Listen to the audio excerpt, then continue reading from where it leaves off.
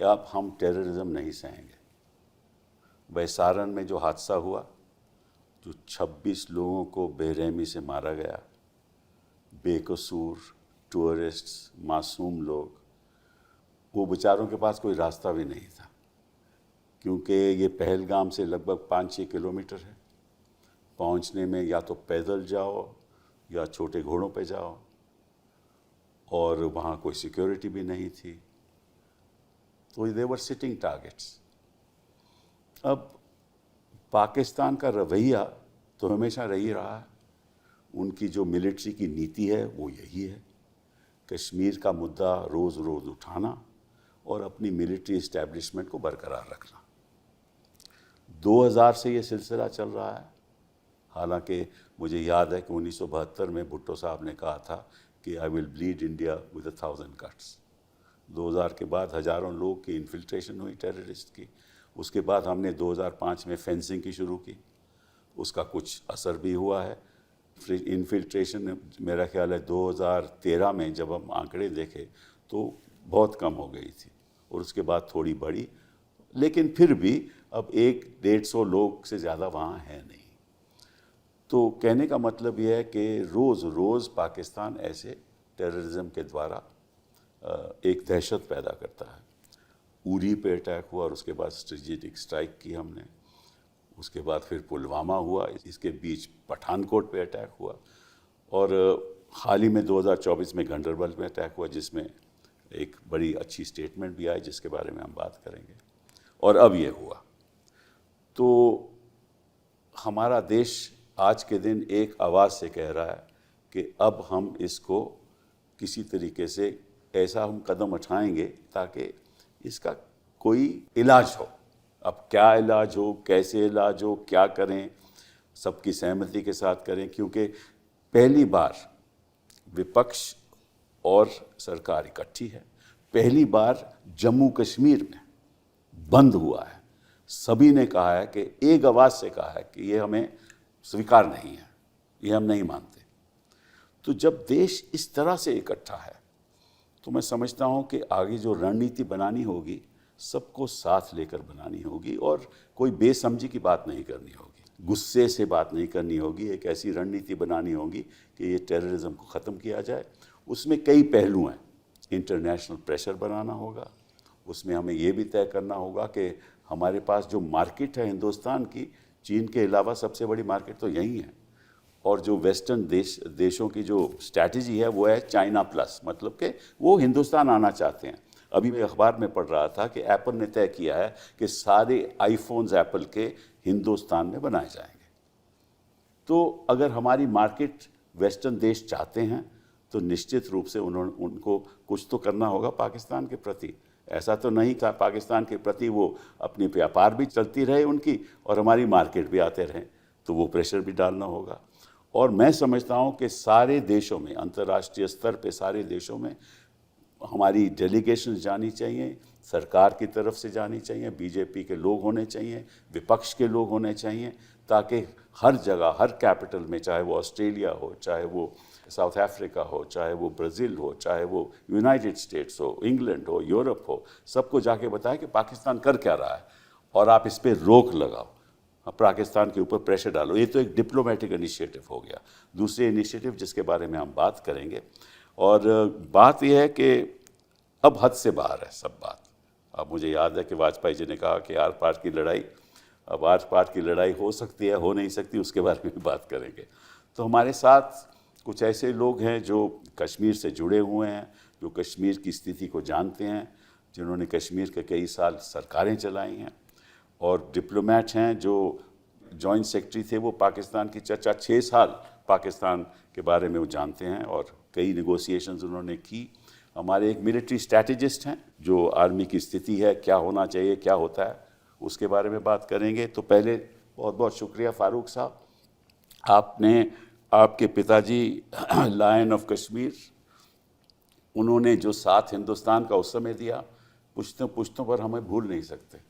उस समय जब कश्मीर मुश्किल में था, आप लोगों ने साथ दिया।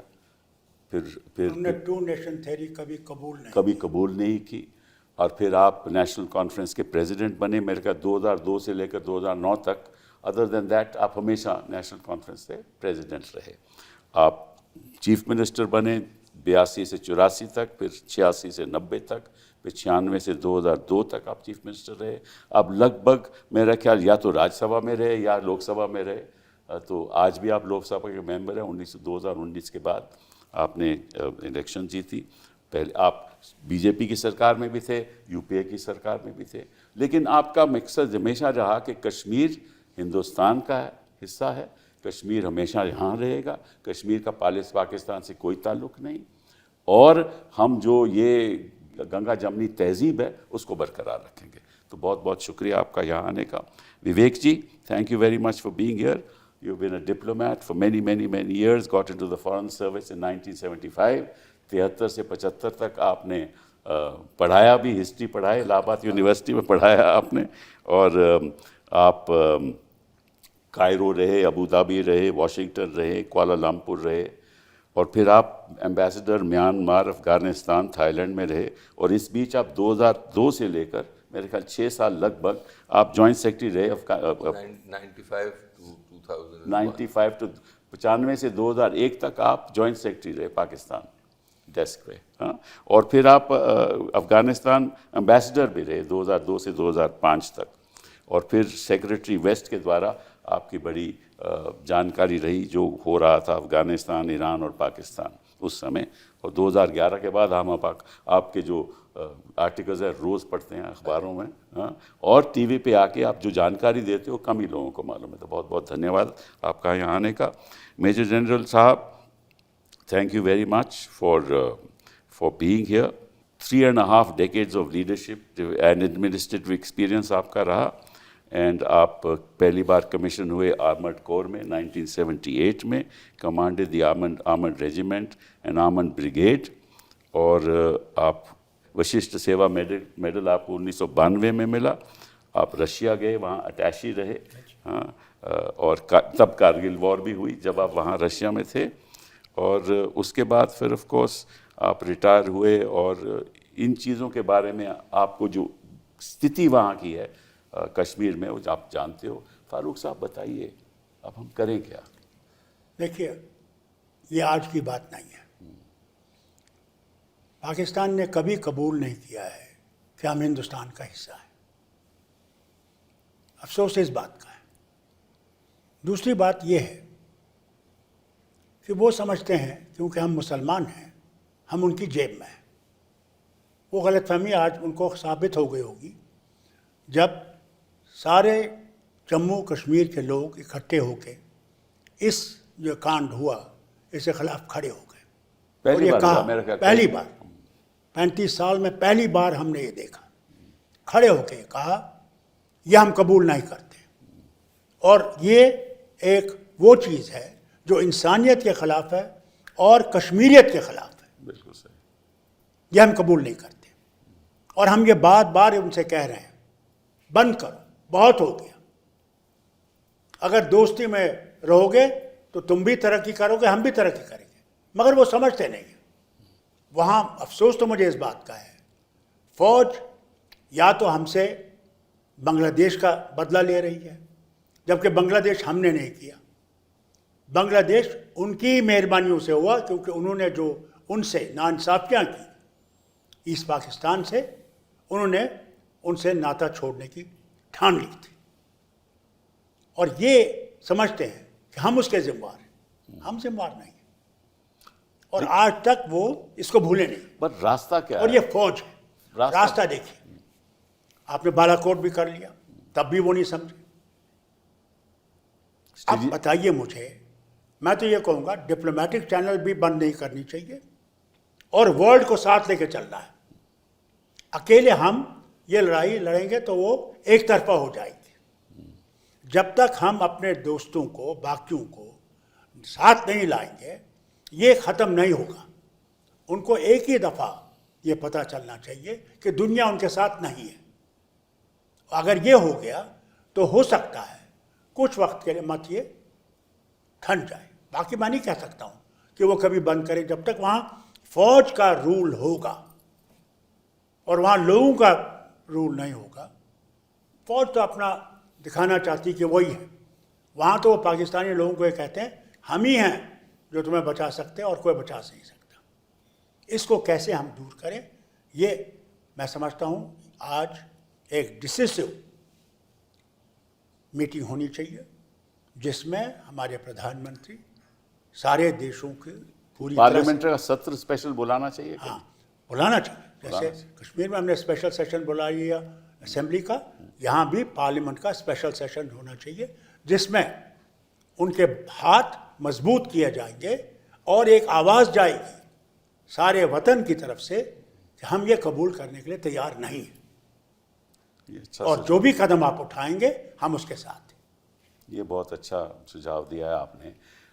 काजू साहब, आपसे मैं एक पूछना चाहता हूँ। अब ट्रंप ने कहा है कि भाई both Pakistan and India are my friends. उसको मालूम है कि ये हादसा हुआ है, उसने प्राइम मिनिस्टर साहब से बात भी की है, फिर भी उसने ये कहा है कि India and Pakistan are both my friends. उसको भी मालूम है कि जो पाकिस्तान स्टेट है वो फेल हो चुकी है। जिस तरह से वहाँ इंसर्जेंसी पैदा हो रही है बलूचिस्तान में, जिस तरह से टेररिस्ट वहाँ मिलिट्री इस्टेब्लिशमेंट पाकिस्तान के पे हमला करते हैं, जिस तरह से जो टेररिस्ट हैं वो उनकी रेख देख में भी हैं। वहाँ लश्कर तोयबा भी है, वहाँ जैश मोहम्मद भी है, और ये ट्रंप को पता है, दुनिया को पता है, फिर भी उसका साथ दे रहे हैं। और इनके पास कुछ और वेपन ही नहीं है पाकिस्तान इस्टेब्लिशमेंट के साथ, केवल ये कि भाई टेररिज्म हिंदुस्तान में करके कश्मीर के बारे में अंतर्राष्ट्रीय स्तर पर आवाज़ उठाना। कपिल जी, मैं 3 बातें कहूँगा। मेरा अपना अनुभव यह है कि अंतर्राष्ट्रीय समुदाय को डिप्लोमेटिक वर्ल्ड में खाली अपने हितों पर दृष्टि रहती है और ना दोस्ती रहती है ना कुछ और, बस अपने हित, पहली बात। दूसरा, मेरा अनुभव ये रहा है कि जब से पाकिस्तान और इंडिया के न्यूक्लियर टेस्ट हुए और साफ हो गया, उसके पहले भी था लेकिन उन्होंने साफ हो गया उसके बाद कि दोनों देशों के पास न्यूक्लियर वेपन्स हैं, उनकी चाहे अमेरिका हो चाहे वेस्ट हो, इसमें चीन भी शामिल है, उनकी एक ही पहली प्रायोरिटी रहती है कि ऐसी स्थिति नहीं बने हिंदुस्तान और पाकिस्तान के बीच में कि एस्केलेशन बढ़ता जाए और हमें एक न्यूक्लियर एक ऑप्शन यूज करने की स्थिति आए तो किसी तरह हम इसको डिफ्यूज करें। ट्रंप की स्टेटमेंट भी इसी का इशारा यही है। पाकिस्तान से उसको कुछ इस वक्त नहीं लेना देना है। वो क्यों कह रहा है कि मैं पाकिस्तान भी दोस्त है और हम भी, भारत भी दोस्त है? क्योंकि वो अब मीडिएट करना चाहता है, साफ है। वो तो ईरान भी कह रहे हैं मीडिएट करने को तैयार है। वो तो हमेशा, वो तो इस्लामी देश बहुत कह चुके हैं। मलेशिया भी, महातीर भी कहते थे, ईरान वाले तो हमेशा कहते हैं। अब ये भी लोगों की मान्यता है, सही है गलत है, मैं तो सरकार में हूँ नहीं, मुझे पता नहीं, कि फरवरी 21 की जो सीज़ फायर है उसमें सऊदी और यूएई का भी कुछ रोल था, लोग कहते हैं, अब क्या सच है। तो ये उसने जो फॉर्मुलेशन यूज़ किया कि मैं दोनों का दोस्त हूँ और ये लड़ाई तो बहुत दिनों से चल रही, ये साफ दिखाता है कि वो नहीं चाहता है कि बात और आगे जाए, और इसीलिए वो मीडिएशन या फैसिलिटेशन, जो भी शब्द आप इस्तेमाल करें, वो एक ये करना चाहता है। तीसरी चीज़ जो हमें हमेशा याद रखनी चाहिए, आपने कहा पाकिस्तान फेल्ड स्टेट। देखिए, हम डिप्लोमेट रह चुका हूं तो ऑब्जेक्टिवली देखता हूं देशों। पाकिस्तान की आबादी 24 करोड़ है, उसके पास न्यूक्लियर वेपन्स, उसकी सोशल इंस्टेबिलिटी है, इकोनॉमिक डिस्ट्रेस बहुत है, मैक्रो इकोनॉमिक सिचुएशन तो बहुत खराब। लेकिन मैंने हमेशा एक जुमला इस्तेमाल किया कि कोई मेजर पावर नहीं चाहती है कि एक न्यूक्लियर सोमालिया, कि पाकिस्तान में ऐसी अस्थिरता हो कि न्यूक्लियर वेपन्स और न्यूक्लियर टेक्नोलॉजी पर कहाँ चली जाए वो उस पर वो फैले नहीं। उस पर आशंका। तो उनको ये फैक्ट है। तो इसलिए मेरा हमेशा से मानना है कि no major power will allow Pakistan to go down the tube. वो वेंटिलेटर पे रखेंगे, ड्रिप पर रखेंगे, लेकिन उसको टूटने नहीं देंगे। पर अगर मैं सवाल पूछूं आपसे कि जो यूनाइटेड स्टेट्स या प्रेसिडेंट ट्रंप ईरान के प्रति कर रहा है, वो पाकिस्तान के साथ भी तो हो सकता है। नहीं, ईरान से वो ये कह रहा है कि आप न्यूक्लियर वेपन नहीं बनाएं। करेक्ट, बना दिया। लेकिन पाकिस्तान ने तो बनाया हुआ है, फिर भी तो उनके तो आर्सेनल है अभी। फिर भी तो पाकिस्तान, यूएस का प्रेशर तो रह सकता है। यूएस का प्रेशर देखिए, ऑब्जेक्टिवली देखिए, नॉर्थ कोरिया के साथ ट्रम्प साहब ने अपनी पहली टर्म में सब चीज कोशिश कर ली। पहले उसको रॉकेट मैन कहा, ये कहा, पे उससे 2 बार वार्तालाप की, कुछ निकला उसका? नहीं निकला। तो अगर ईरान का ये है कि वो अभी एक स्क्रू ड्राइवर अवे है, तो ईरान पर तो वो जोर डाल रहे हैं और वो बहुत डरे हुए हैं कि Iran should not cross the threshold. Correct. लेकिन Pakistan has crossed it 30 years ago। True। तो इसलिए मैं आपसे अर्ज कर रहा हूं कि इन सब का इंटरेस्ट यही रहता है, उनका वो आपसे कुछ भी कहें, बहुत सिंपैथी दिखाएंगे कि आपका खून बहा, लेकिन वो हमेशा उनकी कोशिश रहती है कि रिस्ट्रेंट हो। और आज के दिन मैं अपने अनुभव से, आपसे तजुर्बे से कह सकता हूँ कि उनके हर कैपिटल में हमारे जो राजदूत हैं इम्पोर्टेंट कैपिटल्स में, उनको एक ही राय दी जा रही होगी, हम आपके साथ हैं, हमारी सहानुभूति आपके साथ है, ये बहुत बर्बरता हुई है, पाकिस्तान पर हम पूरा जोर डालेंगे, बट प्लीज शो रिस्ट्रेंट। मैंने पढ़ा मोदी जी का 13 वर्ल्ड लीडर से बातचीत हुई है। किसी ने स्पष्ट शब्दों में नहीं कहा होगा, लेकिन एक ये कहा होगा कि भाई इसको आगे नहीं ज्यादा बढ़ा, नहीं आगे आपका क्या इरादा है, कि क्योंकि उन्होंने देखा, आखिरी चीज मैं आपसे कहूँ, उन्होंने ये देखा कि हमने सर्जिकल स्ट्राइक्स के पहले उरी अटैक हुआ, पुलवामा हुआ, फिर बालाकोट हुआ, तो हमने और उसके बाद जो हम कभी बोलते नहीं है, लेकिन बालाकोट के फौरन बाद हमारे फॉरेन सेक्रेटरी जो विजय गोखले थे, उस वक्त उन्होंने एक अनाउंसमेंट की, जो मैं कहता हूँ वो द डॉक्ट्रिन ऑफ प्रीएम्पशन। उन्होंने ये कहा कि अगर हम देख भी रहे हैं कि पाकिस्तान में तैयारी हो रही है कोई मेजर टेररिस्ट स्ट्राइक की, तो we reserve the right to take such action as is necessary. Now you announce this.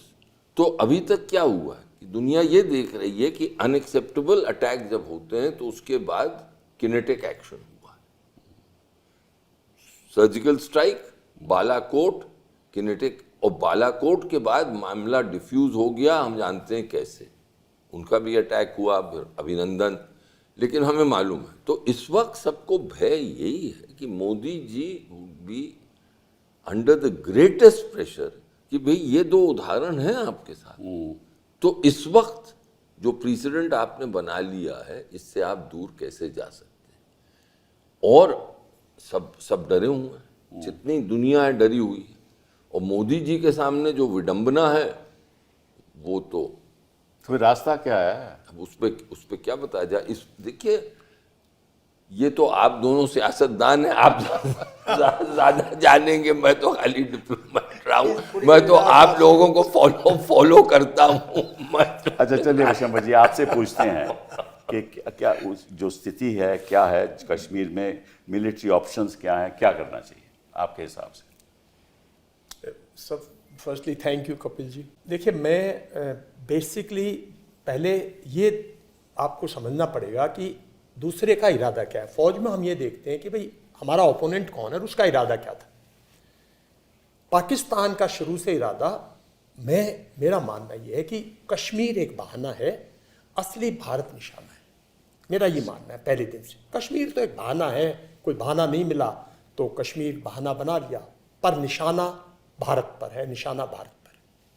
दूसरा मेरा मानना यह है कि ये पर्टिकुलर इंसिडेंट जो है, इसमें उसका क्या इरादा था।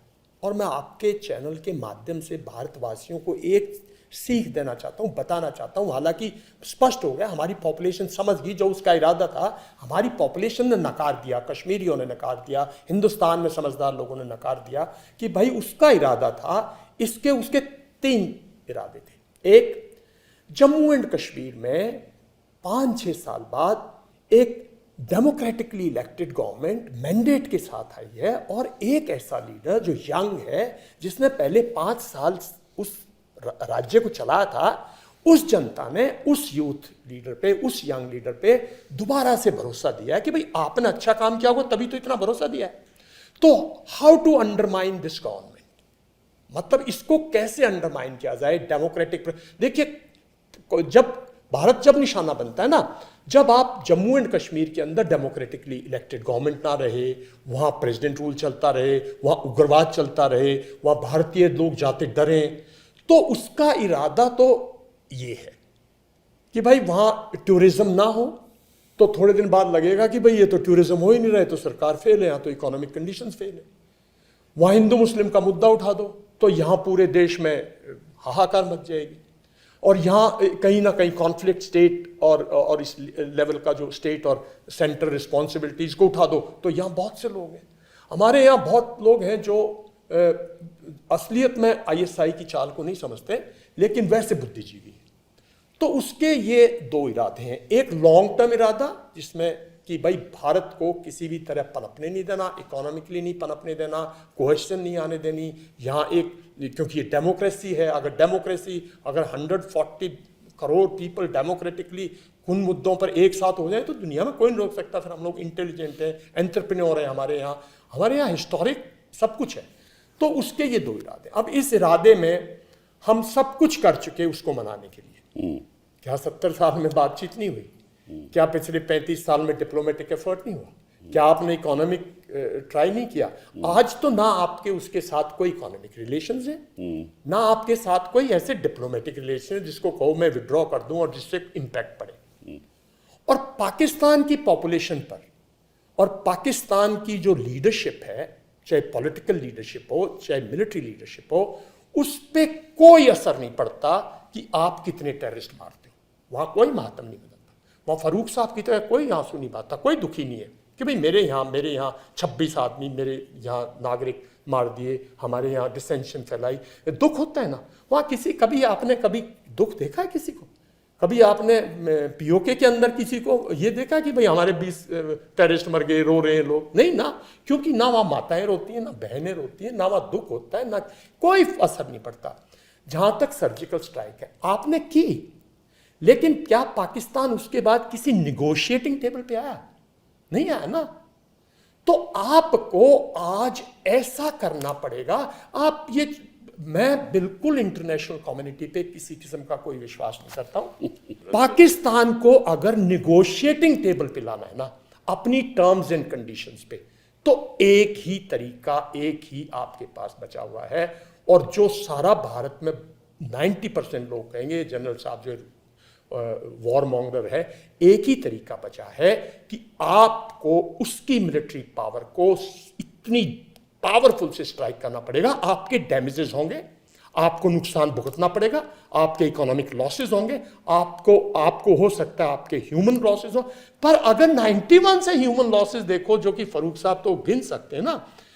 और मैं एक और आपको बताऊंगा, 2001 to 2006 बहुत इंसिडेंट्स हुए सिविलियंस पे। आप पन्ने उठा के देखो, किसी को भी बोलो थोड़ी सी रिसर्च करेगा, 2006 से 2017 तक सिविलियन पॉपुलेशन पे फारूक साहब बिल्कुल नहीं। और जो मैं बार बार क्यों कह रहा हूं, और जो उमर साहब की वो 5 इयर्स थे, उसमें तो ऐसा हुआ नहीं, उसमें टूरिज्म हुआ, फ्लोर हुआ।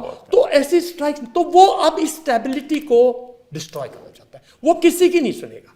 देखिए, आपको एक चीज मैं सोच रहा था सर बताएंगे कि मुनीर को लग गया खून।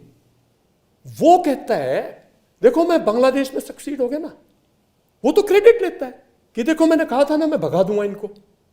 वो थोड़ी कि वो चाहे उसने CIA को यूज किया हो, चाहे उसने ब्रिटिशर्स को यूज किया हो, मेरे सारे के सारे जितने थोड़े बहुत वीजा लगते हैं सब बंद हो जाएंगे, पर हेल विद इट, मैं मान रहा हूं उसने जिस मर्जी को यूज किया हो, लेकिन जो उसका एजेंडा था, जो प्रो इंडिया गवर्नमेंट थी, जो एक ऐसी लीडरशिप थी जो हमेशा ही चाहती थी बांग्लादेश और इंडिया प्रॉस्पर करें दोनों, उस लीडरशिप को पहले तो उस लीडरशिप को बहका दिया, एक हवस का रूप दे दिया उस लीडरशिप को, उस लीडरशिप से कुछ गलतियां करवाई और फिर उस लीडरशिप को इतनी बुरी तरह से किया कि उसके पास 6 घंटे भी नहीं थे कि अपनी जान बचा लो, भागे।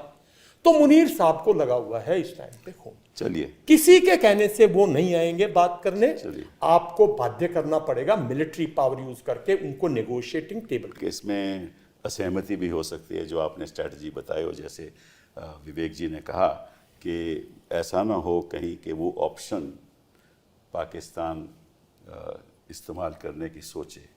अगर कोई ऐसा आप काम करो तो बड़े ध्यान से सोच के ऐसी बातें हमें करनी चाहिए, और सरकार को भी बिना जब तक पूरी तरीके से प्रोज एंड कॉन्स इसके ना देखा जाए। सॉरी टू इंटरप्ट, ये भी आपको बनाओ, हर वक्त जब लड़ाई हुई है पहल उन्होंने ही की है।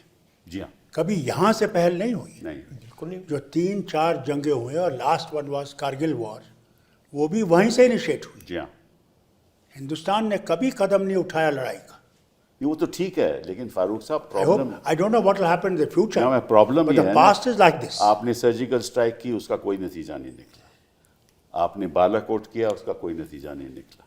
ठीक है ना, आप कौन सी ऐसी स्ट्राइक करेंगे हाँ जिससे टेररिज्म खत्म हो? मेरे हिसाब से, मैं सहमत नहीं हूँ, मेरे हिसाब से ऐसे टेररिज्म खत्म नहीं होगा, मेरी हिसाब है।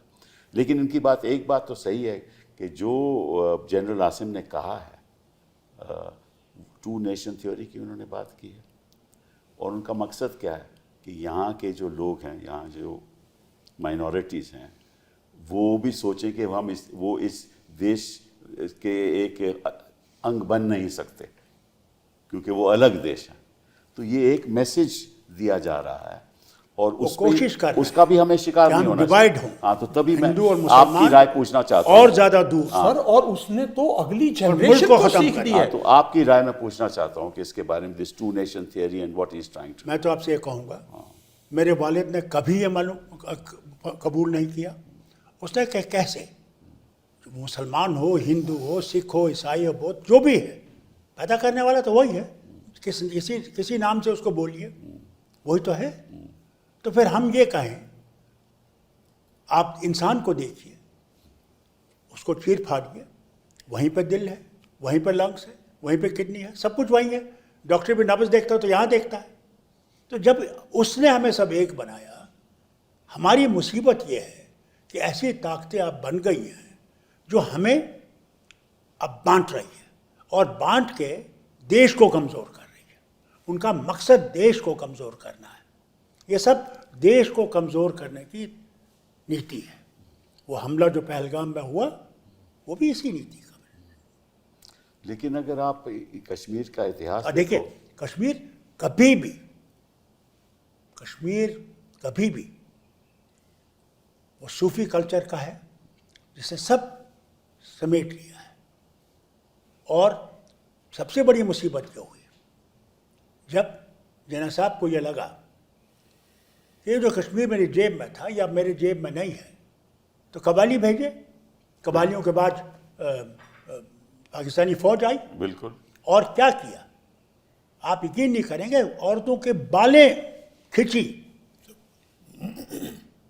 क्या क्या। और फिर वहाँ पे मुजफ्फराबाद में पुल पे एक तरफ से वो लोग थे मुजफ्फराबाद के, दूसरे से ये लोग आए पाकिस्तानी दरिंदे, और फिर उन्होंने कहा इन लड़कियों को हमारे हवाले करो।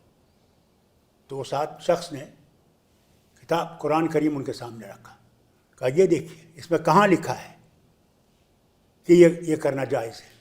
उन्होंने उठाया कुरान करीम, दरिया में फेंका, उसका सर कलम कर दिया। हमारी नीति ये रही है। हमने कभी फिर नेशनल कॉन्फ्रेंस नेशनल कॉन्फ्रेंस का ये आलम रहा करेक्ट हर वक्त, शेर कश्मीर का क्या इरशाद, हिंदू मुस्लिम सिख इत्तेहाद। फिर देखिए मैं आपसे कहूँ, उसके बाद हमारी सबसे बड़ी जो गलती हुई, मैं आज भी कबूल करता हूँ, कि जब 89 से ने शुरू किया, क्योंकि शेर कश्मीर मर गए, they couldn't do this in his life time. Right. उन्होंने कहा अब तो वो मर गया, अब हमारे पास ताकत है, और हमारे लोगों को आराम से पार ले गए, ट्रेन कराया, ट्रेन करके उनको वापस भेजा। उन्होंने वो जुल्म किया लोगों पे, मस्जिद से निकलते लिए गोलियां मार दी, घर जाके गोलियां मार दी। मौलवी फारूक जैसे रिलीजियस लीडर, उसको शहीद कर दिया। लोन साहब को, अली लोन साहब शहीद कर दिया। ये दिखा डर पैदा करने के लिए, और वो डर ऐसा किया कि ये जो जिसको हम ले गए कंधार, उसमें वो शख्स भी था, लटरम जिसका नाम है। लड़के को खड़ा किया पुल पे खड़ा करके सारे बम उसके ऊपर लगाए और बटन दबाया, डर पैदा करने के लिए। और जब हमारे हिंदू भाइयों को निकलना पड़ा, वो सबसे बड़ा कलन हम पे है, क्योंकि हम कुछ नहीं कर सके, क्योंकि हम खुद सहमे हुए थे। और आज 33 साल से ज़्यादा हम घर नहीं ला सके। यह है क्योंकि हमें डर है, जो उनने आज किया वो उनके साथ फिर कर सकते थे। हम उनकी कुर्बानियाँ नहीं देना चाहते। जनरल साहब ने एक बात कही जिसका मैं आपसे कुछ राय सुनना चाहता हूँ। कपिल साहब, मैं एक छोटी सी बात बीच में इंटरजेक्ट जरूर करूं? जरूर जरूर। देखिए, क्योंकि 1947 की बात जब आप आती है, आज देश में दुनिया भर में एक बड़ा गलत सा इंप्रेशन जाता है। लेकिन एक बात माननी पड़ेगी आपको, कॉन्फिडेंस देखिए नेहरू जी का, और कॉन्फिडेंस देखिए शेख साहब का। वो यूएन में कह देते कि आप इनकी फौज हटा लो, हम लोग यहाँ पे प्लेबिसाइट करने को तैयार है। मतलब वो इतने टावरिंग लीडर थे, उन लोगों में इतना भरोसा था भारत के प्रति, वो जानते थे कि हम किसी भी प्लेबिसाइट में आम आदमी जो है वो भारत को नहीं छोड़ता, वो भारत के साथ है। ये उनका उस वक्त का कॉन्फिडेंस था। उस वक्त ये कॉन्फिडेंस जब था। वो प्लेबिसाइट का जो करने वाला तो था, उसको चूज करते थे, तो वो ऑब्जेक्शन करते थे, ये हिंदुस्तान का वो साथ लेगा। उस वक्त अमेरिका, माफी मांगता हूँ, टोटली पाकिस्तान के साथ, बिल्कुल, उन्होंने बिल्कुल टोटली मानते, बिल्कुल बिल्कुल उनको यही डर था। बिल्कुल सही बात। तो मैं आपसे कहूँ ना, उन्हें कभी ये कबूल नहीं किया कि भाई हम लोगों ने रास्ता चुन लिया है, हमारा रास्ता वो नहीं है। चलिए, इनमें इनकी बात जो इन्होंने कही कि जब भी यहाँ पॉपुलर गवर्नमेंट रही, तब तक आतंकवादी दबा रहा, कम रहा, दबा रहा। बिल्कुल। जब आप चीफ मिनिस्टर थे, जब उमर था, दबा रहा। और मेरा ख्याल जब हमारी सरकार, आपको याद होगा 96 में जब हम इलेक्शन में गए, बहुत जी हाँ, क्रिटिकली कोई पार्टी नहीं निकली, करेक्ट, बिल्कुल सही। और 2002 में देखिए सब पार्टियां आ सब गई। बात है। तो मैं कह रहा हूँ कि इसका 96 वाज आल्सो थ्रेशोल्ड। याद है आप? और आपने उस टाइम पे, तभी तो मैं पूछ रहा हूँ कि भैया अगर ऐसी बात है तो पॉपुलर गवर्नमेंट जब तक रहेगी तो उनको जो इन्फॉर्मेशन भी मिलती है वो बेटर इन्फॉर्मेशन मिलती है। यही तो मुसीबत है। आप देखिए, माफी चाहता हूँ कहने को, आज हाल देखिए, मैंने यूनिफाइड कमांड किया, क्यों किया? आर्मी के जो चीफ जीओसी है 15th कोर या 16th कोर, उनको टोटल इंफॉर्मेशन आर्मी की आती है, बीएसएफ को अपनी इंफॉर्मेशन आती है, कश्मीर पुलिस को अपनी इंफॉर्मेशन, करेक्ट, हाँ, ये सब अलग अलग इंफॉर्मेशन। करेक्ट। हमने कहा साहब अगर यूनिफाइड कमांड होगा अंडर द आर्मी चीफ, और chief minister will be the chairman, he will be deputy chairman, he will be able to put all this information Collate the together information, and then use. Correct. Army has the maximum बिल्कुल power all around, and they will be able to then concentrate on those areas. आज हाल देखिए, chief minister 7 महीने से है, he is not involved in security measures. Lieutenant governor involve in security matters. जब तक आप लोगों को उसमें शामिल नहीं करेंगे, how you going to confront these people? ये बात बताइए विवेक जी कि आपने एक आर्टिकल भी लिखा था, मैं आपसे कोई राय भी लेना चाहता हूँ कि जाफर एक्सप्रेस का जब कब्ज़ा जब इंसर्जेंट्स ने किया बलूचिस्तान में, तो आपने लिखा है और ये छपा भी है कि आपको शक था कि ये हमला होगा और ये सभी को शक होना चाहिए था, तो फिर सिक्योरिटी का इंतज़ाम इतना अच्छा क्यों नहीं रहा? कपिल जी, उसका तो जवाब मैं नहीं दे सकता हूँ। मैं तो मेरे साधन बहुत कम है, मैं तो कुछ पढ़ता लिखता रहता हूँ। सरकारों से मुझे कुछ नहीं, अगर आपको ये भनक थी। मैं इसलिए मैंने देखा क्योंकि जो मैंने वहाँ पर जो डीजी आईएसपीआर का प्रेस कॉन्फ्रेंस देखा और जो वाकया हुआ था जिसमें उन्होंने भारत पे गलत इल्ज़ाम लगाए, मैं फिर रिपीट करता हूँ, बिल्कुल गलत बेबुनियाद इल्ज़ाम लगाए। पाकिस्तानी कहते हैं कभी कभी कि Kashmir is the unresolved issue of the partition. कहते हैं, मेरा मानना है कि दरअसल अगर अनरिजॉल्व्ड इशू कोई है पार्टीशन का तो वो बलूचिस्तान। क्यों? क्योंकि बलूचिस्तान में जिस दिन से पाकिस्तान ने उसको एमैलगमेट किया, कब्जा किया, और ये एक बहुत कम जानते हैं कि जिन्ना साहब खुद बलूच नवाब ऑफ कलात, और ये बलूचिस्तान तो वाकई उन्हीं का था, नवाब ऑफ कलात के वकील थे।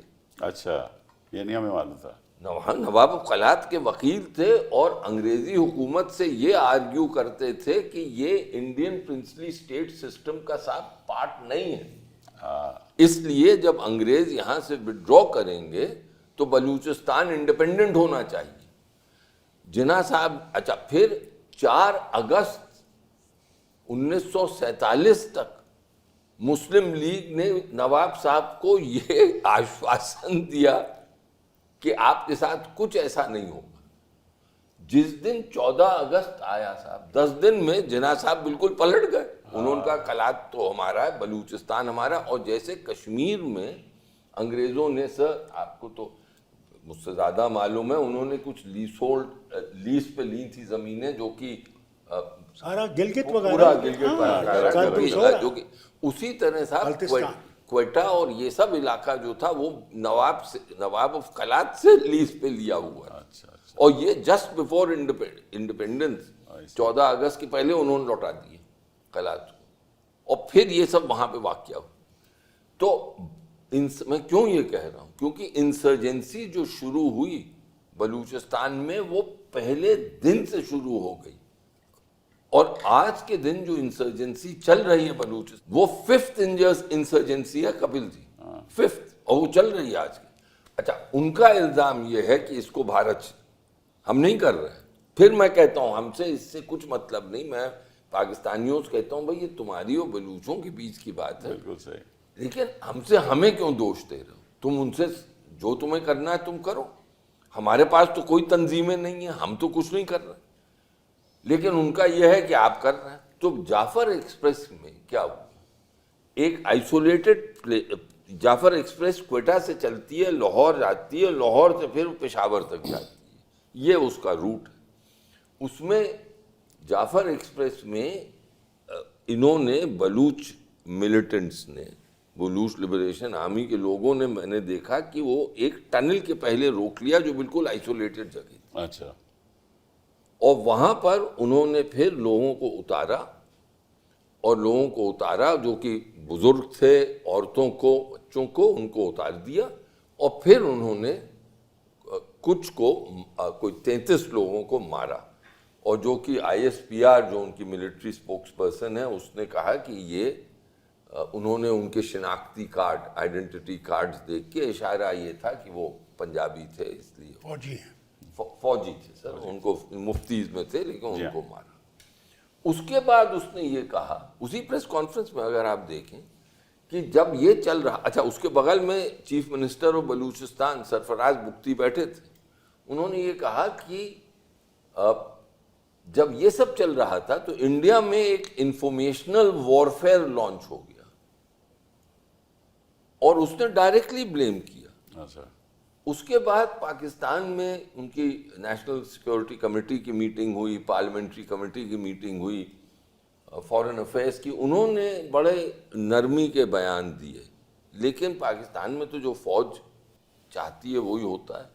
तो मुझे अपने तजुर्बे से पाकिस्तान की ये लगा कि अब वो कुछ ना कुछ करें इसका, क्योंकि उनके जहन में ये है, जो पश्तो का शब्द है जो हम लोग बदला कहते हैं, पश्तो में शायद सर वो बदल कहते हैं, तो उनके जहन में ये है कि हमें ये करना ही करना है, अगर हमने ये नहीं किया तो हमारी मर्दानगी कम हो गई। तो फिर इसलिए मैंने वो लिखा, मैंने कहा कि भाई मुझे शक है। मैंने ये भी लिखा कि मैं कोई यूनिक नहीं हूँ, भारत सरकार का पूरा तंत्र है, उसने भी देखा होगा, वो भी शायद इसी नतीजे पहुँचेंगे। फिर मैंने सजेस्ट ये भी किया कि क्या क्या कदम भारत को पहले प्रीएम्प्टिव एक किस्म से उठाने चाहिए, इंटरनेशनल कम्युनिटी को बताना चाहिए कि ये सब हम पर इल्ज़ाम लगा है, उनसे कह दीजिए टेम्परेचर रेज नहीं करें, कोई ऐसी हरकत नहीं करें, और अगर एस्केलेशन हुआ तो ये हमारी जिम्मेदारी नहीं हो। जनरल साहब ने एक बात कही कि ये इंटरनेशनल कम्युनिटी से पे कोई विश्वास नहीं रखते, वो कुछ नहीं करने वाले। मुझे भी लेकिन मैं एक सवाल आपसे पूछना चाहता हूँ। एक वक्त ऐसा था कि जब ऐसा कोई हादसा पहले हुआ तो जब डॉक्टर साहब प्रधानमंत्री थे, उन्होंने delegations all over the world भेजी। मैं भी कुछ हिस्सा था, अफ्रीका में गया, कई कंट्रीज़ में गया, और उसमें हमारे यूपीए सरकार के लोग भी थे और विपक्ष के लोग भी थे, उसमें डिप्लोमेट्स भी थे। गारे खान साहब मेरे साथ गए थे, और हम हर जगह जाकर हमने कहा कि ये देखिए हमारे पास प्रूफ है, ऐसे ऐसे हो रहा है, उसका असर पड़ा। और आज की स्थिति जो ये है कि भाई सारे दुनिया के सारे देश हमारे साथ व्यापार करना चाहते हैं। तो आपका ये सुझाव अगर मैं दूं कि भाई ऐसी डेलीगेशंस हर जगह जानी चाहिए और कुछ ना कुछ तो असर होगा, और उनको ये भी करना चाहिए कि आप भी प्रेशर डालिए, और अगर हमारे साथ आप व्यापार करना चाहते हो तो कुछ ना कुछ तो रोक लगाइए। कपिल जी, उसमें आज के दिन हम मांग क्या करें? यही मांग करेंगे कि आप पाकिस्तान से प्रेशर डालिए और ये कहिए कि साहब ऐसा how can we keep helping you all the time. देखिए, आप हर समय आपकी मदद नहीं कर सकते। वो ही मैंने आपसे कहा, पहले ही मैंने कहा आपसे कि वो सब प्रेशर डालेंगे। FATF में भी उनको डाल दिया, हाँ डालना चाहिए ना, हाँ, ग्रे लिस्ट में डालना चाहिए। नहीं, फिर से डाल दें। लेकिन उसके बावजूद मेरा यकीन है नहीं कि उनको ड्रिप पे रखेंगे। पाकिस्तान, देखिए मैंने ये कठोर शब्द है, कड़वा सच है जनरल साहब, ये कड़वा सच है। इसको अगर हम देखिए, मेरा मानना है कि देश को, देशवासियों को कभी वास्तविकता से दूर नहीं हटना चाहिए। जो सच है वो बोल, उसको कबूल करना जरूरी है। अगर सच आप कबूल नहीं करें तो फिर आगे जो जनरल साहब कह रहे हैं, मैं 100% मानता हूं कि इसमें कोई सब अपना हित देखते हैं। आपको अपने हित की खुद सुरक्षा, वो भी तो अपना हित देखेंगे ना। हाँ, वो भी देखेंगे। आप दोनों तो सियासतदान हैं, मुझसे बहुत ज्यादा जानते हैं कि सब अपना हित देखते हैं। दूसरी चीज, क्या वो अपनी भारतीय अंदरूनी सियासत हो या बैरूनी सियासत हो, साहब इंटरनेशनल रिलेशन, उसमें तो यही हित ही पे चलता। तो उनका हित सबसे ज्यादा क्या है? उनका हित ये है कि भाई यहाँ पर ये न्यूक्लियर देश है, यहाँ पे 24 करोड़ लोग रहते हैं। यहाँ पर अगर पूरी इंस्टेबिलिटी फैल जाए, जैसे मैंने आपसे कहा सोमालिया में है, करेक्ट, तो वहां पर तो न्यूक्लियर नहीं है, चल रहा है, टेररिस्ट ग्रुप्स पनप रहे हैं, पायरेसी हो रही है, उसको कंट्रोल करते हैं, सब ये सब होता है। लेकिन यहाँ तो न्यूक्लियर, तो चलिए मान लिया कि उसका कोई ऐसा खास नतीजा नहीं निकलेगा। नहीं, एक सेकंड, मान लिया नतीजा नहीं निकलेगा, लेकिन इसमें हर्जी क्या है करने का? नहीं, आप उनसे अगर ये कहें, देखिए दो चीजें मैं आपसे, आज के दिन अगर एक होता है प्रीएम्प्टिव, कि आपने कहा कि उनसे कहिए ये करें नहीं तो इसका अंजाम बहुत बुरा हो। मुझे लगता है ये करना चाहिए, इसमें कोई बेजा बात नहीं। लेकिन हमारे जो मकसद हैं और जो लक्ष्य हैं इस डिप्लोमेसी में, मैंने यही सीखा है, जैसे जनरल साहब कह रहे थे कि ऑब्जेक्टिव होना चाहिए, क्लियर अंडरस्टैंडिंग, ये लक्ष्य क्या है। हम उनसे क्या कहें कि आप जैश-ए मोहम्मद को नष्ट करिए, उसका बहावलपुर में उसका हेडक्वार्टर्स खत्म करिए, मसूद अजहर को खत्म करिए, ये डिमांड आप हो सकती है। मैं आपको बता रहा हूँ, लश्कर, वो कहते हैं साहब लश्कर अब भाई नहीं, हमने सईद को बंद कर दिया है, इसीलिए ख्वाजा आसिफ जो कहते हैं जो कि टीआरएफ resistant है, front- जो टीआरएफ है उसको अच्छा, हाँ नहीं, वो कहते हैं कि टीआरएफ अगर सोर्स ही नहीं है तो टीआरएफ नहीं। दूसरी चीज वो क्या कह रहे हैं, इसको भी सुनना। वो कहते हैं कि साहब सबसे बड़ी दहशतगर्दी तो हम फेस कर रहे हैं, वो टीटीपी और बलूचियों से। और उनका इल्जाम ये है, अगर आप जाइएगा डिप्लोमेसी करने तो उनका वो उल्टा इल्जाम लगाएंगे। वो कहेंगे साहब वो तो कहते हैं कि आप टीटीपी जो उनके सबसे बड़े दुश्मन हैं, और ये उनके पास तो सबूत कोई नहीं है, हमारे पास तो सबूत है। देखिए हमारे पास सबूत है, वो आपको जाफर इसका वो कहते हैं कि साहब हमारे पास वो भी सबूत लें। सबूत बनाने में क्या, आज के दिन सबूत बना, एआई के जमाने में सबूत बनाने में कोई टाइम लगता है? तो देखिए तीसरी चीज ये तो कानून में देखा है इन्होंने।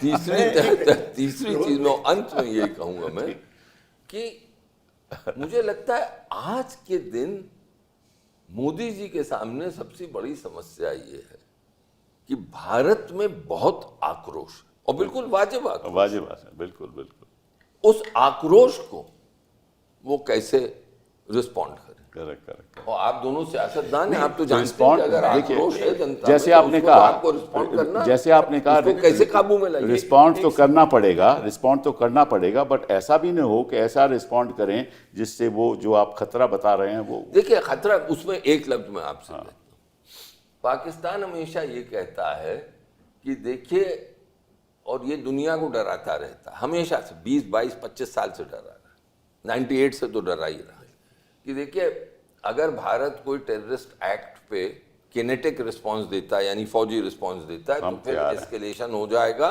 और एस्केलेशन से न्यूक्लियर वॉर का खतरा है। हमारे लोग अब ये मानने लगे, जनरल साहब जैसे लोग मानते हैं, मुझे लगता है अगर मैं गलत हूं तो कहिए, बिल्कुल वो ये मानते हैं कि ये न्यूक्लियर थ्रेशोल्ड जिसको कहते हैं वो, और अब कन्वेंशनल वॉर, क्योंकि हमारे पास अनकन्वेंशनल वॉर के तो सिस्टम्स नहीं है, जी हाँ, तो कन्वेंशनल वॉर और न्यूक्लियर थ्रेशोल्ड के बीच में एक स्पेस है जहां पे कन्वेंशनल वॉर हम कर सकते हैं। सवाल ये उठता है कि अगर आपने ये कन्वेंशनल वॉर की और हमारी कन्वेंशनल सुपीरियॉरिटी है, इसमें कोई शक नहीं, तो कितनी स्पेस है, और क्या इस स्पेस में, और इसका जनरल साहब जवाब दे सकते हैं, हम इतना उन पर डैमेज इन्फ्लिक्ट कर सकते हैं कि उनका एग्जिस्टेंशियल सिचुएशन नहीं आए। क्योंकि उन्होंने कहा है कि इंडस वाटर ट्रीटी आप एब्रोगेट करें तो act of war. Act of war मतलब कि हम सूखे हो जाएंगे, तो बिकॉज यू सी हम जब जानते हैं ना, नीड टू रिपीट, वो पानी भी नहीं रोक सकता, अभी कौन रोक अभी सकता नहीं, वो तो अलग बात है। लेकिन हाँ। देखिए लास्ट चीज मैं कहूँ, क्योंकि आई थिंक आपके जो दर्शक हैं उनको ही पता होना चाहिए, nuclear weapons are not weapons of offence, they are weapons of defence. वो तब इस्तेमाल होते हैं जबकि देश का वजूद खतरे में। सही बात, जब वजूद खतरे में है तब आप कहते हैं। बिल्कुल सही। अच्छा, अब सवाल ये उठता है कि क्या हमारे पास ये कैपेसिटी है कन्वेंशनल वॉर की, और मैं जनरल नहीं हूं, जनरल साहब तो आप बता सकते हैं, पूछेंगे अभी कि इतनी कैपेसिटी है कि उस वजूद को खतरे में लाने से पहले हम इतना डैमेज इन्फ्लिक्ट कर दें कि वो फिर कहें कि भाई अब बहुत हो गया, हम अब इसको टेररिज्म का रास्ता अब छोड़ते हैं। और आखिरी चीज मैं कहूंगा, टेररिज्म को उन्होंने अपनी सिक्योरिटी डॉक्ट्रिन का एक हिस्सा बनाया। बिल्कुल सही, बिल्कुल सही। ये उसको हटा देंगे? ये साहब जनरल साहब आप बताइए। अब देखिए, पहले तो मैं एक लाइटर वेन पे एक बात कहूँ आपको कि जब एसएचओ किसी क्रिमिनल को बुलाता है ना, जब चोर को बुलाता है, तो प्यार से चोर नहीं कहता मैंने चोरी की है। आप जितना मर्जी डिप्लोमेटिक एफर्ट कर लो, मैं अपनी डिप्लोमेसी को अंडरमाइन नहीं कर रहा हूँ, बहुत काबिल है हमारे, मोस्ट प्रोफेशनल है, एंड मैंने साथ देखा तो रिस्पेक्ट करता हूँ। वो एक चोर है, जब तक उसको कुछ लगेगा नहीं वो बोलेगा नहीं मैंने चोरी की है, मुझे माफ कर दो। वो तो एक नोन थीफ है जिसको कुछ ना कुछ तो पनिश करना पड़ेगा। कस्टोडियल इंटेरोगेशन होनी चाहिए, जैसे मतलब नहीं, कस्टोडियल इंट्रोगेशन से गुजारा नहीं होगा, थर्ड डिग्री उसको चाहिए एक बार, मेरा मानना ये है। और बिल्कुल देयर इज ए थ्रेशोल्ड। और दूसरी बात ये, देखिए आप 2 एग्जाम्पल लीजिए, आज मुनीर साहब जो है अपने आप को डिफैक्टो, मतलब देखिए शरीफ साहब थोड़ी इकोनॉमी रिवाइव करने की कोशिश कर रहे हैं, लेकिन मुनीर साहब अपने आप को डिफैक्टो जो है वो पाकिस्तान के कर्ता धर्ता मान चुके हैं। सही बात। उनमें और याह्या खान में और अयूब खान में बहुत कम फर्क है साहब। अयूब खान को भी हमने नहीं भगाया था, उनकी जनता ने भगाया। जब जूते पड़े जनता ने भगाया। याह्या खान को जब जूते पड़े जनता ने भगाया साहब, और वो नेगोशिएटिंग टेबल पे आए। ये हमारी उदारता है, क्योंकि हमने कभी ये सोचा ही नहीं कि कश्मीर जो है वो उनका कहीं, कश्मीर तो बहाना है ना, मैंने बोला हम हमेशा से कुछ लोग ये सोचते रहे, वरना टर्म्स एंड कंडीशंस हमारी थी। भुट्टो साहब की मजबूरी थी, सबकी मजबूरी थी। 1 लाख लोग प्रिजनर थे, हम लोग उनकी टेरिटरी में बैठे थे, तो साहब वो निगोशिएटिंग टेबल पे आए। ये 2 टाइम पे, कारगिल के बाद निगोशिएटिंग टेबल पे लाए। निगोशिएटिंग टेबल पे आएगा, कन्वेंशनल वॉर के जरिए आएगा। जब आप उसको ड्रॉ करोगे और आप क्लोज प्रॉक्सिमिटी की बॉर्डर में ड्रॉ करोगे, उसके सेंसिटिव एरियाज को हिट करोगे, तो उसकी मोबिलाइजेशन होगी, उसकी फोर्सेस आएंगी, तो डिस्ट्रॉय करोगे। जनरल साहब वो कहते हैं कि ये जो टेररिस्ट कैंप है ये मूव करते रहते हैं, आपको पता नहीं चल सकता कि आज यहाँ है कल वहाँ है। मैं कह रहा हूँ टेररिस्ट कैंप से कोई मतलब ही नहीं है, मतलब है टू ड्रॉ। मैं, लोग कंफ्यूज है। मैं कह रहा हूं आज आप उसके 1000 टेररिस्ट बलूचिस्तान कहीं भी छुपे हुए हैं, वहां आप कुछ भी कर दो, सबको डिस्ट्रॉय कर दो, पाकिस्तान पे कोई असर नहीं पड़ता साहब।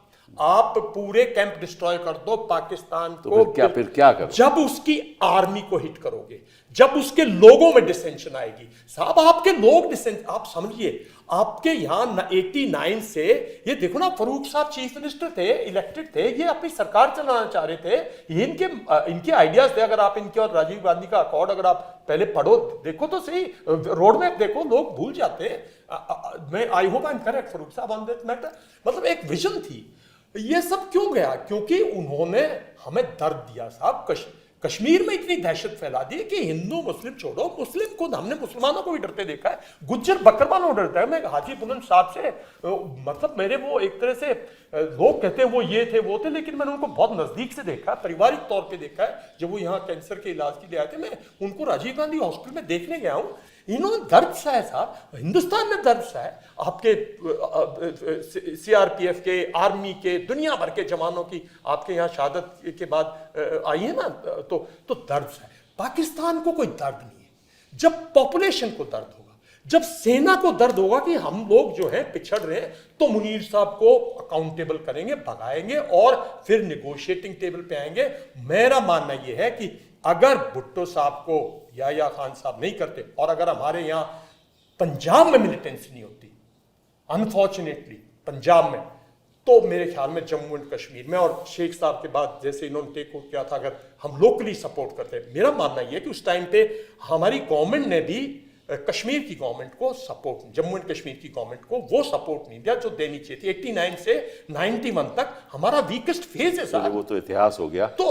तो ये सिचुएशन आप जब ला सकते हो, जब वो नेगोशिएटिंग टेबल पे आएगा, आपकी अपनी टर्म्स एंड कंडीशंस पे कन्वेंशनल वॉर लड़िए, अपनी टर्म्स एंड कंडीशंस को उसको नेगोशिएटिंग टेबल पे लाइए।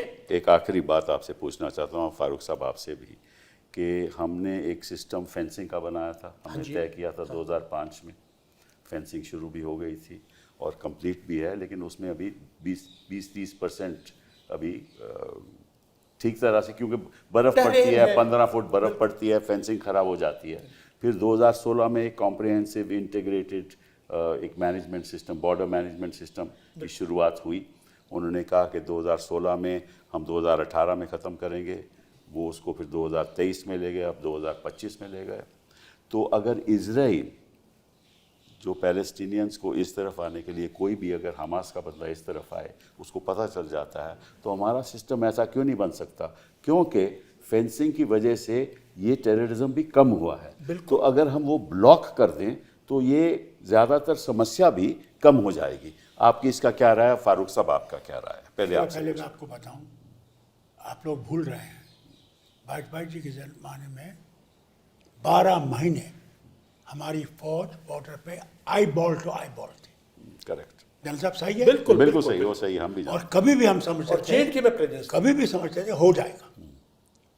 फौज थक गई, ईमानदारी से मैं कहता हूँ, थक गई, इंतजार करते करते कुछ होगा, कुछ नहीं होगा।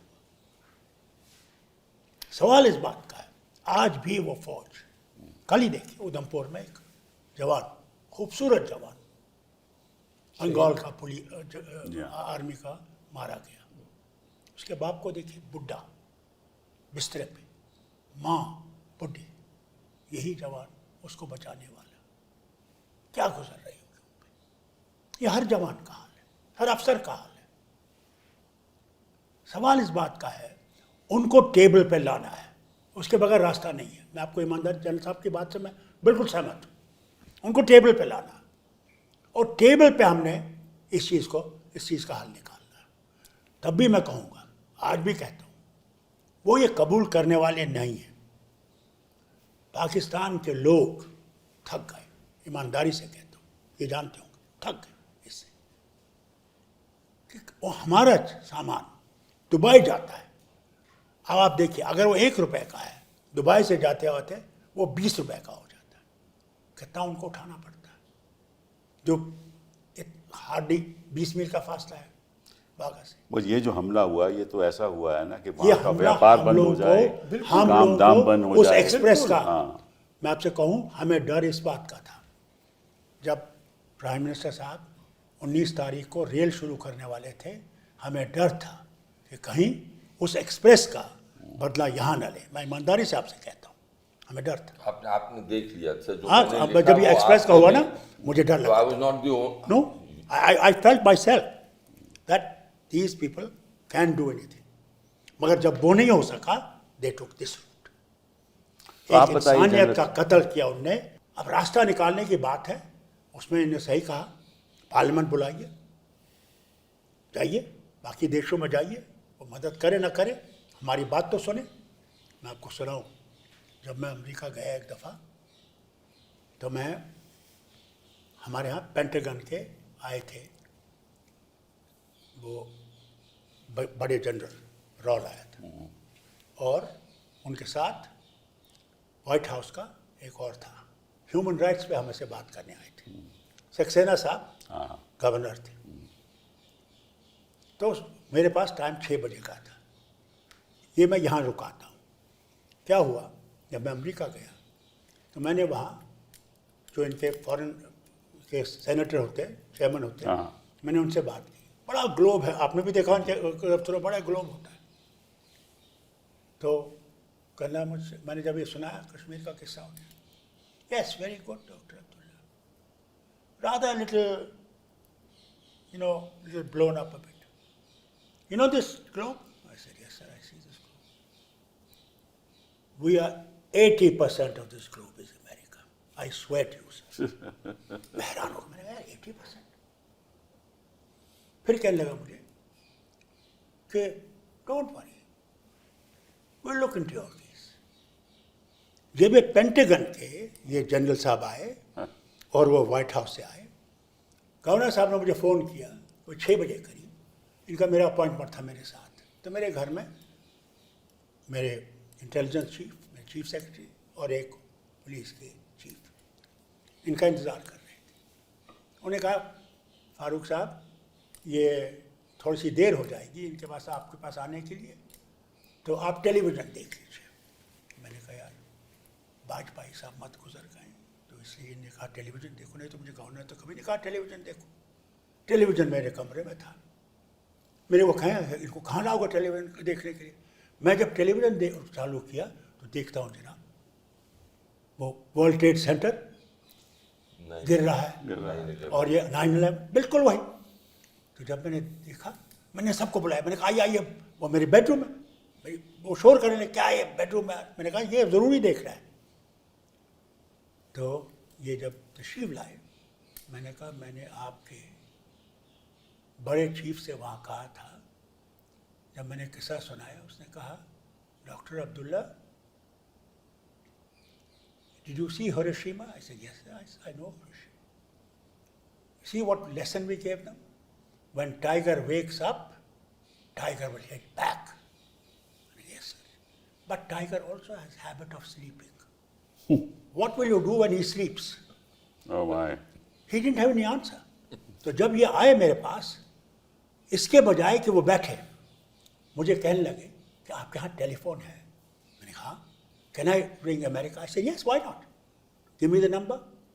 बेडरूम में लेके मैं उनको ले गया, टेलीविजन में देख रहे, और उन्होंने मुझे पेंटागन का नंबर दिया जनरल साहब ने। तो वहाँ ये message, please leave your name and number, we will get in touch with you when situation is conducive.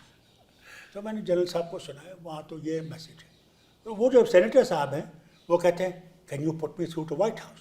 वहाँ exactly the same message on the phone. General साहब कहते हैं मुझे, many of my friends must have died. मैंने कहा, sir, when I said this thing to that man, he said, this is, I said, wait till those people will come to your soil. Yeah. Today you see them This in is your a soil. global issue now. This is really. Yes. अच्छा, आप बताइए वो fencing की बात जो मैं कर रहा देखिए, फेंसिंग इफेक्टिव है, और इलेक्ट्रॉनिक फेंसिंग और भी इफेक्टिव हो सकती है। और इलेक्ट्रॉनिक मीन जो हैं, अगर आप कंप्लीट कर दें उसको, तो वो इफेक्टिव होगी। लेकिन एक बात माननी पड़ेगी कि हम एक डेमोक्रेसी हैं, और एक बहुत बड़ी डेमोक्रेसी, और बहुत बड़े, हमारा बहुत बड़े बॉर्डर्स हैं, बहुत और ऑप्शंस हैं टेररिस्ट के बाद। और डेमोक्रेसी के अंदर कुछ रूल्स, रेगुलेशंस, लेजिस्लेशंस सज्जन लोगों के लिए, इतने बड़े क्रुक्स के लिए। आज यूरोप अपनी खुद नहीं, वो बात मैं नहीं मान रहा हूं। तो उसमें क्या होगा कि इन्फिल्ट्रेशन हो सकता है, यहाँ से कुछ कम हो जाए, लेकिन और ऑप्शंस पाकिस्तान एक्सरसाइज करेगा। पर सर्टनली जो फेंसिंग है उसको स्ट्रेंथन करते रहना चाहिए, उस पर एक्सपेंडिचर होगा, पर स्ट्रेंथन करते रहिए, उसको इलेक्ट्रॉनिक मीन्स से और वाइबल कीजिए। इसमें कोई doubt लगता है कि सभी की यही सहमति है कि भाई कुछ ना कुछ होना चाहिए। और जो स्पेस विवेक जी आपने कही, हमें नाप तोल के ये बात करनी चाहिए, और उसी स्पेस के अंतर्गत जो भी हमें करना चाहिए, ताकि पाकिस्तान नेगोशिएटिंग टेबल पे आए। यही सहमति है सबकी। तो हम इसके साथ ये प्रोग्राम ख़त्म करते हैं, और बहुत बहुत आपका शुक्रिया। हमारी भी सोच ये है कि किसी तरीके से पाकिस्तान को नेगोशिएटिंग टेबल पे आना पड़ेगा। बहुत बहुत शुक्रिया आपने बुलाया, और एक बहुत अच्छे मौके पे बुलाया, क्योंकि हमें सबसे बड़ी चीज़ ये है, unity of the people That's right. And unity of the religions. Thank you.